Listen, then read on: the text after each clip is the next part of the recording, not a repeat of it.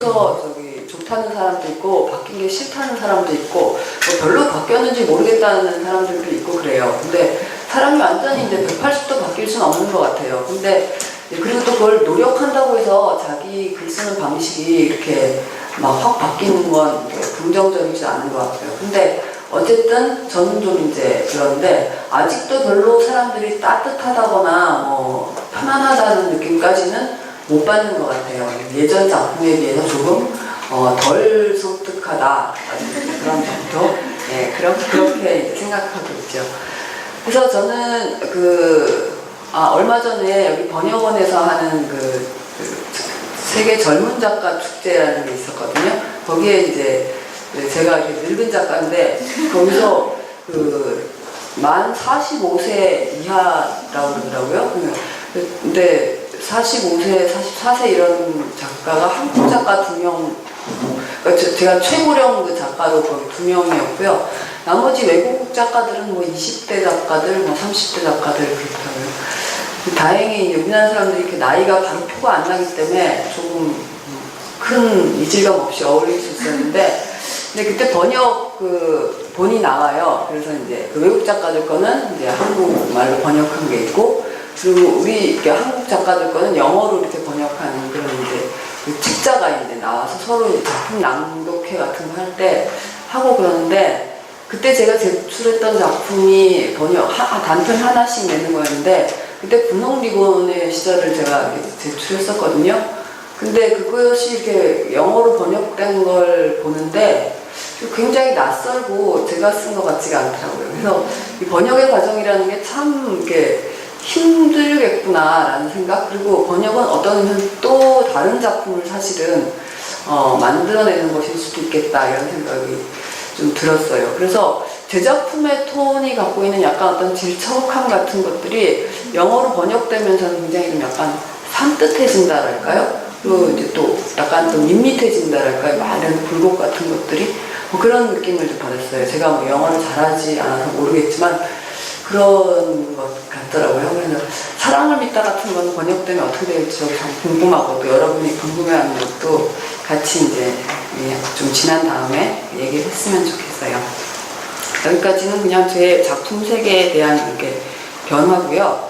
저는 이제 여러분이 어쨌든 이렇게 예술작품 번역을 하시니까 문학에 대한 혹은 또 소설에 대한 그런 얘기를 좀 하고 싶은데요.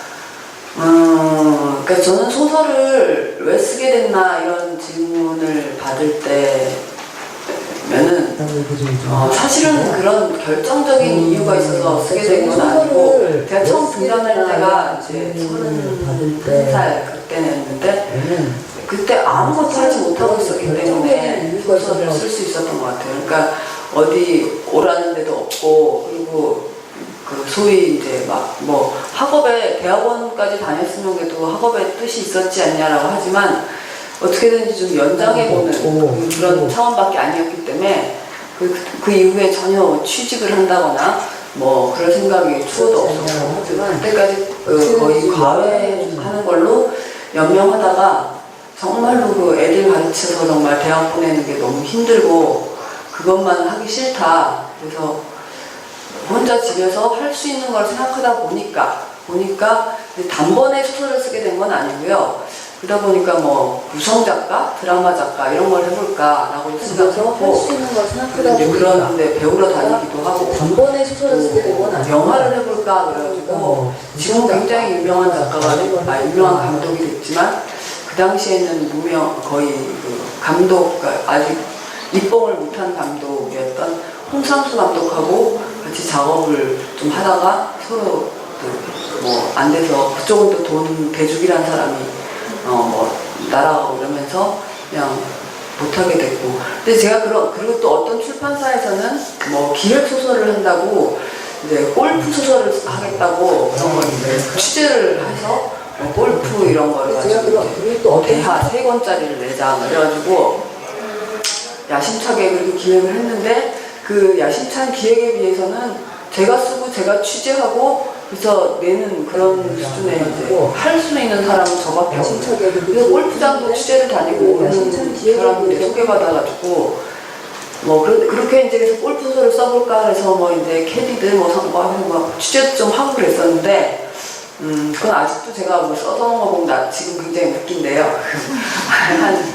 한 반 권 정도 쓰고 있는데 아니 어느 이상한 또 이름 모를 출판사에서 그런 골프 소설이 3권짜리가 나와버렸더라고요. 그래서 그게 이제 이렇게 출판사에서는 에이 하면서 이런 기획소설은 또 이렇게 빵 터트리고 나면 끝인 거거든요. 그러니까 뭐 더 잘 쓰고 못 쓰고 이런 게 별로 중요하지 않은 것이기 때문에 뭐 그래서 되는 일 없이 계속 이렇게 뭐 일만 쫓아다니다가 30이 넘고 이제 그러면서 혼자 이제 그 아무 일도 하지 않고 혼자 집에 있으면서 혼자 할 수 있는 일, 그걸 이제 생각했는데, 사실 뭐 드라마라든지 영화라든지 이런 것은 혼자 이제 목적으로 혼자 할 수 있는 일은 아닌 것 같아요. 사람들을 만나야 되고, 또, 같이 협동하면서 해야 되는 부분이 많고, 또 특징은 그 드라마나 그 영화 같은 것은 이제 이게 아무래도 이제 읽는 게 아니라 보는 거기 때문에 이 글이라는 것은 사실 부차적이고 어떤 스토리 중심이라든가 뭐 인물의 성격 중심이라든가 이런 식으로